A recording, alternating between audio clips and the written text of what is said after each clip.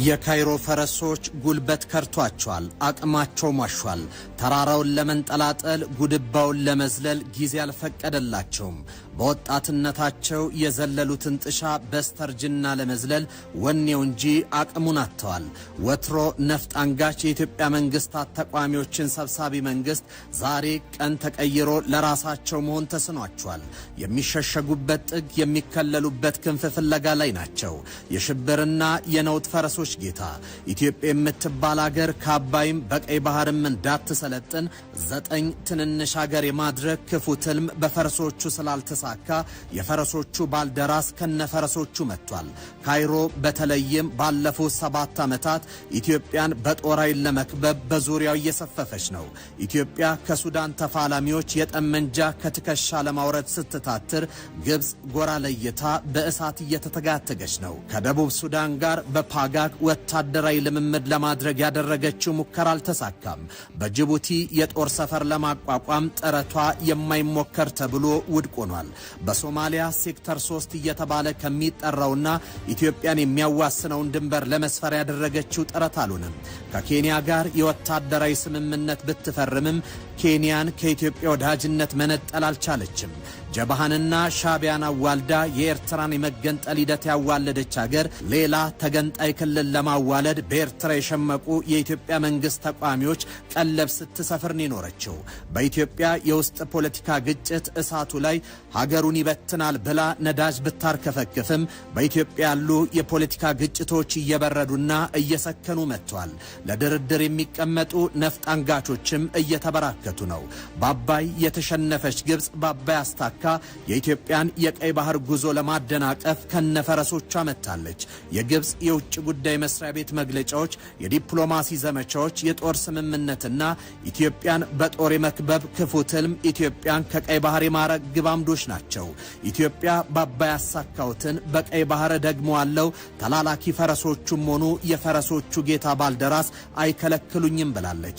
የኢትዮጵያ የውጭ ጉዳይ መስሪያ ቤት በመርህ በሕግ ላይ በተመሰረተው የአሸናፊነት ጉዟችን እንቀጥላለን የሚል መልስ ለበድር አብድላቲ መስሪያ ቤት ክስ ምላሽን ሰጥቷል። ጤና ይስጥልኝ። ይህ ኢትዮ መልህቅ ነው። ከህዳሴ ግድብ መጠናቀቅ በኋላ ግብፃውያኑ በኢትዮጵያ ላይ የከፈቱት ዘመቻን ይቃኛል። ካይሮ በአባይ ወንዝ ላይ ስጋት የፈጠረባት ጉዳይ ምንድን ነው?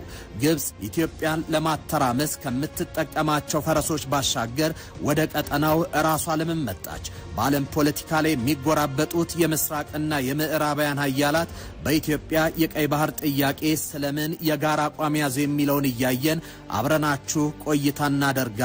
አብራችሁን ቆዩ።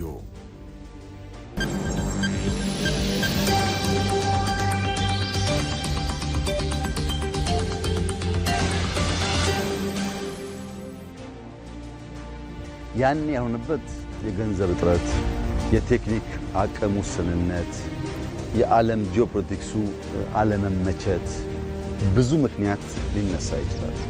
አሁን ደግሞ የሆነበትን ስንመለከት አንደኛ ከጂኦፖለቲክስ ኩስመና ወደ ተሻለ ቁመና እየተሸጋገርን ያለንበት ጊዜ ነው። የነበረውን የጂኦፖለቲክስ ኩስመና አንቀበልም፣ ለኛ አይመጥነንም፣ ለቁጥራችን፣ ለስፋታችን፣ ለሕዝባችን ታሪክ የሚበጅ አይደለም ብለን የተሻለ ቁመና በጂኦፖለቲክስ ለመያዝ እየሰራን ያለንበት ዘመን ነው። አጠቃላይ አሁን ብቻ ሳይሆን ወደፊት ወደ ኋላ ሄደን ማለት ነው።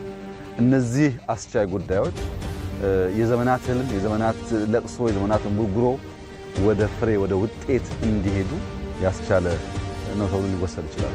ጠቅላይ ሚኒስትር አብይ በስልጣን ዘመናቸው የመጀመሪያ ወራት ወደ ግብጽ አቅንተው ፈጣሪ ለመነኝ አልጎዳችሁም ቢሏቸውም ግብፃውያኑ ከጠቅላይ ሚኒስትሩ ቃል ይልቅ የኖሩበትን ፍርሃት ማመን ቀንቷቸዋል። I want to tell the Egyptian people, we Ethiopians abide to the principles of brotherhood and good neighborhood. We fear God. Therefore, We have no desire to cause harm to the Egyptian people. የኢትዮጵያ ሐሳብ ያብረን እንልማ ነው። የኢትዮጵያ ሐሳብ የጋራ ብልጽግናና እድገት ነው። ጠቅላይ ሚኒስትር አብይ በስልጣን ዘመናቸው ካሳኩት ድል ግድቡ ግንባር ቀደም ነው። ጠቅላይ ሚኒስትሩ ግድቡን በማጠናቀቃቸው ለኢትዮጵያ ብቻ ሳይሆን ቀጠናውን በብርሃን ገመድ የሚያስተሳስር የአብሮነት ጥላ ሆኗል። በተለይ የታችኞቹ ተፋሰስ ሀገራት ለግብጽና ሱዳን ትልቁን ውለታ ነው ያሉት። የጠቅላይ ሚኒስትሩ በፕሮጀክት አፈጻጸም መሻሻል እንዲኖር ማድረግና ብርቱ ክትትላቸው ተጨምሮበት ህዳሴ ግድብ እንዲጠናቀቅ አድርጎታል። ይህም ዘንድሮ በኢትዮጵያ ደጋማ አካባቢዎች የዘነበው ከፍተኛ ዝናብ ሊያስከትል ከሚችል የጎርፍ አደጋ ሱዳንንም ግብጽንም ታድጓል። ትነትን በመከላከል ደለልን በመቀነስ ውሃውን በማቀብ ከጎርፍ በመከላከል ዓመቱን ሙሉ የተመጣጠነ ውሃ እንዲደርሳቸው የሚያደርገውን የህዳሴ ግድብ ፕሮጀክት ግድቡ በመጠናቀቁ እኚህ ሁሉ በረከቶችን እንዲያፍሱ አድርጓቸዋል። ታዲያ ግድቡ ይህን ያክል አዋጪ ከሆነ ግብፃውያኑ ለምን ከኢትዮጵያ ጋር በተቃርኖ ቆሙ?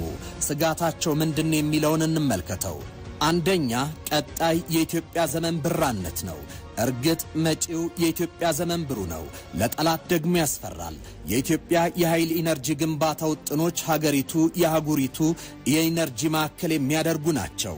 በቀዳማዊ ኃይለ ሥላሴ ዘመን ግብጽ በሩሲያ ድጋፍ አስዋንን ስትገነባ ኢትዮጵያ በአባይ ወንዝ ላይ ተመሳሳይ ግድብ ለመገንባት እቅድ ያዘች። ነገር ግን ይህን በወቅቱ ማሳካት ያልቻለችው ኢትዮጵያ በአባይ ላይ ከመተከዝ ያለፈ ጉልበት ሳይኖራት ዘለቀ። በትውልድ ቅብብሎሽ በጋራ ትብብር እውን ያደረገችው ህዳሴ ግን ሁሉንም ነገር ቀየረው። ይህ ኢትዮጵያ እስከ መጨረሻው ከድህነት የሚያወጣ እውነት ነው። ይህንና ሀገሪቱ በሌሎች ዘርፎች ለመስራት የምታቀዳቸው ሜጋ ፕሮጀክቶች ሀገሪቱን ከድህነት ብቻ ሳይሆን በብልጽግና ከፍታ ላይ የሚያቆሙ ምሰሶች ናቸው። ለዛ ነው ኢትዮጵያ ወደ አባይ እንዳታማትር የምትደረገው። ለዛ ነው በአባይ ላይ ከተሰራው ይልቅ በቀጣይ የሚሰራው የሚልቀው። ለዛ ነው ኢትዮጵያ በብሔርም በሃይማኖትም ንጦ የአፍሪካ የኢኮኖሚና የኃይል በላይ እንዳትሆን ኢትዮጵያ ውስጥ ችግር ፈጥረው በችግሩ ላይ እንድታተኩር የሚያደርጉ የኢትዮጵያ የነገ ብሩህ ቀናቶቿ ሲመጡ ገናናነቷን ፈርተው ነው። ሁለተኛው የግብጾች ስጋት የሀገሪቱ የማድረግ አቅም ነው። ኢትዮጵያ አስገራሚ የፕሮጀክት አፈጻጸም ደረጃ ላይ ናት። ከየትኛውም ዘመን ይልቅ ሀገሪቱ የጥቃት ኢላማ ለምን ሆነች ለሚለው ዙሪያ ገብ የመረጃ ማሰባሰብን ለሚወድ ፍላጻዎቹን የሚያከፋፍሉት እጆች ጋር ያደርሷል። ዘርዘር አድርገን እንመልከተው። የጠቅላይ ሚኒስትሩ አመራር ህዳሴውን በሜቴክ ጥላ ውስጥ የተሰበሰቡ ዘራፊ ችን አባሮ በብቁ ኮንትራክተሮች የዘገየውን የኤሌክትሮሜካኒካልና የሃይድሮሜካኒካል ስራው ከግድቡ ሲቪል ስራ ጋር በኩል እንዲሄድ በማድረግ ግድቡን አጠናቋል። ይህ ለካይሮ ሰዎች ህመም ነው። የግድቡ ትልቅ ጥፋትን አርሞ አጀንዳውን መዝጋት ግብጾቹ በሜቴክ ምክንያት ያገኙትን ድል ካፋቸው ላይ ነጥቀውታል። ይህ ሌላኛው ቁስል ነው። ሲቀጥል ኢትዮጵያ በህዳሴው ግድብ ብቻ አልገደብም የማለቷ እውነት ነው። አፈር እንዳይሸረሸር ያረንጓዴ ልማት ከመስራት ባሻገር ግዙፍ የሃይድሮ ኤሌክትሪክ ኃይል የማስቀጠል ግብን ለማሰናከል የብጥብጡ ባልደራስም ፈረሶችም የባሌንም የቦሌንም መንገድ እንደሚጠቀሙ ይፋ አድርገውታል። ከዚህ ባሻገር ጠቅላይ ሚኒስትር አብይም ሆኑ አሁን ያለው ሀገር እየመራ ያለው አመራር የኢትዮጵያን የግዛት አንድነት መጠበቅ ያጣቸውን የባህር በር የማስመለስ አጀንዳ ዳግም የኢትዮጵያ ፖለቲካ ልሳነ ምድር ላይ አጀንዳ ማድረጋቸው ኢትዮጵያን በአህጉሩ ላይ ጌታ የሚያደርጋትን ፕሮጀክቶች መጀመራቸው ለግብፃውያኑ የነገን ገናና ሀገር እየሰሩም ነው እየከዋሉም ነው በሚል ስጋት ውስጥ ከቷቸዋል። ይህ እውነት ኢትዮጵያ ላይ ከንፈር እንዲነክሱ ያደረጋቸው ሌላኛው ምክንያት ነው። ሌላው ፕሮጀክት የማጠናቀቅ አቅም ነው። ኢትዮጵያ ፕሮጀክት የምትጀምር ብቻ ሳትሆን የምትጨርስ ሀገር ጭምር ናት። ኢትዮጵያ በፕሮጀክት አፈጻጸም ሪከርዷ ፈጣንም ስኬታማም ነው። ይህ የፕሮጀክት አፈጻጸም ስኬት ለካይሮ ሰዎች ስጋት ነው። ግድቡን አጠናቅቃለሁ ባለችው መሰረት በጥብቅ ክትትልና አመራር ሰጭነት ግድቡን ተቋጭቷል። በቀጣይ ሌሎች ኃይል ግድቦችን ከመጣችበት ፈጣን እርምጃ ትራክ ሪኮርድ አንጻር ሀገሪቱ ታሳካዋለች ብለው ሰግቷል። ሶስተኛው የቀይ ባህር ጉዳይን የመቤዠት ፕሮጀክት ነው። ይህ ባለፈው 30 ዓመታት ነውርም ውግዝም የሆነ አጀንዳ የዛሬ 2 ዓመት በፊት አጀንዳው ነውርነቱ እንዲያበቃ ሆኗል። የዓለም የ1 ትሪሊየን ንግድ የሚንቀሳቀስበት ቀጠና ቀጠና ግብጽ ስዊዝ ካናልን በመቆጣጠር የኢኮኖሚም የወታደራዊ የበላይነትም አላት። ኢትዮጵያ በባበል ኤልመንደብና በስዊዝ ካናል ላይ እሰየማለሁ የማለቷ ጉዳይ ካይሮን ያስደነገጠ እውነቷ ሆኗል። ኢትዮጵያ በቀይ ባህር ላይ ከተሰየመች ግብጽ በባህሩ ላይ ያላት ነባር የበላይነት ያከትማል። የቀጠናው የጂኦፖለቲካ የበላይነት ከካይሮ ወደ አዲስ አበባ ይቀለበሳል። በመካከለኛው ምስራቅ ከምዕራቡ ዓለም ጋር ያላት ወሳኝነት በሌሎች ከምዕራቡ ዓለም ጋር ግንኙነታቸውን ባደሱ ሀገራት የተነጠቀችው ግብጽ በቀይ ባህር ላይ ያላት ጌትነትም በአዲስ አለቃ ሊተካ ተቃርቧል። እዚህ ጋር የመሪው ግብ የመፈጸም አቅም ያለፈ ትራክ ሪኮርድና የማድረግ ፍጥነት ግምት ውስጥ ያስገቡት የካይሮ ሰዎች በአባይ ላይ ተጨማሪ ፕሮጀክቶች ሳይገነቡ የቀይ ባህር ዳርቻን ከመቆጣጠራቸው በፊት ኢትዮጵያውያንን እናስቆማቸው በሚል የበድር አብዱላቲ የውጭ ጉዳይ መስሪያ ቤት ሩጫ ውስጥ ገብቷል። የወታደራዊም የዲፕሎማሲም ጫና በማድረግ እናስቆማቸዋለን የሚለው ግብግብም ከሀገሪቱ ፕሮጀክትም በፍጥነት የማጠናቀቅ አዲስ ልምምድ የፈጠረው ስጋት ሆኖ ተገኝቷል። ይሄ ሲሄድብን የኖረው ውሃ ሀብት ብቻ ሳይሆን ህልማችንም ጭምር ስለሆነ ሲሄድ የነበረው ያንን ገጥቶ ውሃው ላይ መጓዝ ውሃው ላይ መጠቀም ለመጀመር የተለየ ክትትልና ስራ ይጠይቅ ነበር። ያው እንደምታውቀው እኔ ከሳምንት 7 ቀን በሚባል ደረጃ ከአንድ ሰዓት በፊት ቢሮ ነው ያለሁት እና ቢሮ ስገባ ብዙ ሰው በማይኖርበት በማይገባበት ሰዓት ሰራተኛው እስከሚገባ እንደነዚህ አይነት ቅድሚያ የሚሰጣቸውን ጉዳዮች ነው ማየው። እንደዚህ አይነት ደግሞ በጣም የሚከታተሉ ሰዎች እኛ አካባቢ እንዳሉ ታውቃለህ። ቢሮአችን በጣም ዲቮትድ በሆኑ ሰዎች የተሞላ ነው። ለምሳሌ ፕራይም ሚኒስትር ኦፊስ አንድ ሰዓት በኢትዮጵያ ጠዋት የመጣ ሰው ልክ ሚድዴይ ላውታ እንዳለ ነገር ሊያስብ ይችላል። ጠዋት በጣም የደመቀ የሥራ ቦታ ነው ያለው። ይሄ ብቻ ሳይሆን ዋና ዋና ስራዎች በቅደም ተከተል ይታያሉ። አባይን ጨርሶ የታሪክ ጥፋት ኢትዮጵያ ውስጥ ማረጋገጥ ግን የመጨረሻው ጸሎቴ የመጨረሻው ምኞቴ የነበረው። ኢትዮጵያ እየሰከነች ነው። ሀገሩ እየሰከነ መምጣቱ ለግብፃውያን ስጋት ነው። በለውጡ የመጀመሪያ ሰሞን ኢትዮጵያ ውስጥ በቀደመው አስተዳደር እኛ ስልጣን ከለቀቀን ተብለው የተቀመጡ የግጭት ቦምቦች ሁሉ እንዲፈነዱ ሆኗል። ሀገሪቱ በግጭት ተንጣ ታይታለች። ከዚህ ባለፈ ለሁለት ዓመታት የተደረገው የ2013ቱ የሰሜኑ ግጭት የኢትዮጵያ ትልቁ ፈተና ነበር። ሰሜን ዕዝን በማጥቃት ህገወጥ ምርጫን በማቅናት የተደረገው ምርጫ በፕሪቶሪያው ስምምነት መሰረት እንዲቋጭ ሆኗል። በአማራም በኦሮሚያም ካሉ ታጣቂዎች ጋር እየተካሄዱ ያሉ የሰላም ድርድሮች ውጤት እያመጡ ነው። መንግስት ከእሳት ማጥፋት ስራ ወጥቶ ግዙፍ ፕሮጀክቶችን ወደ ማሰብ ተሸጋግሯል። ሀገሪቱ የቀይ ባህር ዳርቻዎች ላይ ልትወጣ ከጫፍ ደርሳለች። በዓለም አቀፍ ኃይል ኢትዮጵያ በሰላማዊ መንገድ ቀይ ባህርን ትይዝ ዘንድ ሙሉ ድጋፍም ተሰጥቷል። እንዲህ አይነት እምነት በአንድ ሀገር ላይ ካለ የነገ ተስፋ የሚመነጭ ውሳኔዎች ናቸው። የዲፕሎማሲ ድጋፉ ኢትዮጵያ ሰክናለች፣ ነገዋን እየሰራች ነው ለሚል እምነት የተሰጠ ማረጋገጫ ነው። ግዙፍ የማዳበሪያ ፕሮጀክት፣ የጋዝና የኒውክሌር ኃይል ግንባታ ህልም ሀገሩ ላይ የተወረወሩ ድንጋዮችን የግንባታ ጡብ ሆነው ሀገሪቱን እየገነቡ መሆኑን አሳይቷል። ይህ ለኢትዮጵያ ጠላቶች የሚዋጥ አይደለም። የኢትዮጵያን ነገ ዛሬ ለመቅጨት የኢትዮጵያ ጎረቤት ሀገራት ሁሉ ጋር ወታደራዊ ስምምነት ለማድረግ የሚደረግ ሩጫ ከዚህ ምንጭ የተቀዳ ነው። ይህ ብቻ አይደለም። የቀይ ባህር ህብረት በሚል የባህሩ አካል የሆኑትን ኤሚራቲዎችንና እስራኤልን ሳያካትት የተቋቋመው ህብረት ኢትዮጵያን ከባህሩ ዳርቻና በቀጠናው በአባይ ተፋሰስ ላይ ልትከውናቸው የምትችላቸውን ፕሮጀክቶች ለማደናቀፍም ነው።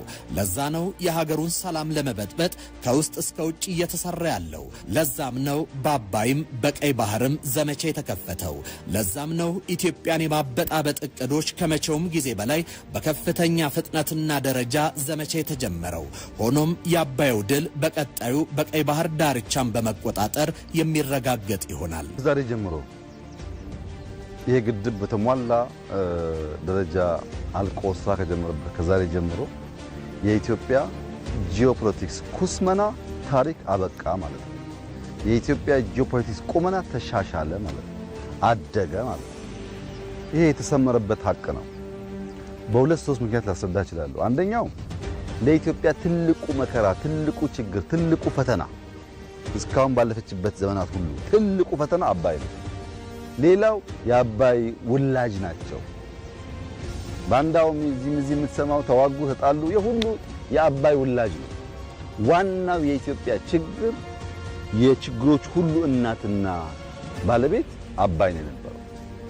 ኢትዮጵያ የችግሮች ሁሉ ትልቁን ፈታች ማለት ትንንሾቹ ምንም ናቸው ማለት። ኢትዮጵያ በግብጽ ምክንያት በአባይ ምክንያት የደረሰባትን ጫና በቀይ ባህር አልገጠማትም። ቻይናም ሩሲያም ሆኑ ኢትዮጵያ በሰላማዊ መንገድ የባህር በር የማግኘት ውጥኗን ይደግፋሉ። ጣሊያን፣ ፈረንሳይ፣ እስራኤል፣ ዩናይትድ አረብ ኤምሬቶች ድጋፍን ሰጥቷል። ይህ የኢትዮጵያ ታላቅ ስኬት ነው። ዓለም ግጭት የሚነጠውን የቀይ ባህር ቀጠና ኢትዮጵያ እንድትቆጣጠር ፍላጎቱን ገልጿል። የአሜሪካና የፈረንሳይ ጦር አዛዦች በኢትዮጵያ ተገኝተው ምክክር ያደረጉበት አብይ ምክንያትም ኢትዮጵያ በቀጠናው ያላትን ሰላም የማስከበር ሚናን ለመጋራትና አብሮ ለመስራት ነው። ይህ ለካይሮ ሰዎች ሊሰሙት የማይወዱት ዜና ነው። የኢትዮጵያ ዓለም አቀፍ ድጋፍ ማግኘት፣ የተሳኩ የልማት ፕሮጀክቶችና ወደ ተግባር የተገባባቸው ፕሮጀክቶች አልፎም የታጠቁ ኃይሎች ድርድር በሀገራዊ የምክክር ኮሚሽን የጋራ የመግባባት ለመፍጠር የሚደረገው ጥረት ስኬታማ እየሆነ ነው። ኢትዮጵያን የቤት ስራ ሰጥቼ አስቆማለሁ የሚለው የግብጽ ሰዎች ሐሳብ ኢትዮጵያ ማስቆም ችላለች። ይህን የተረዱ የካይሮ ሰዎች ፈረሶቻቸውን ከመላክ ይልቅ ራሳቸው መጥተዋል። ግዙፍ ሕልም ከፊቱ ያለ ኢትዮጵያ ሁሉ በእንዲህ አይነት ሴራዎች ከመውደቅ ይልቅ ሲመቱት እንደሚስማር የሚጠነክር መሆኑን ዳግም ለጠላቶቹ ያሳያቸዋል። የተወደዳችሁ ተመልካቾቻችን የዛሬን ኢትዮ መልሕቅ በዚህ ቋጨን። በቀጣይ በሌላ ርዕሰ ጉዳይ እንገናኛለን። በያላችሁበት ሰናይ ጊዜ ይሁንላችሁ።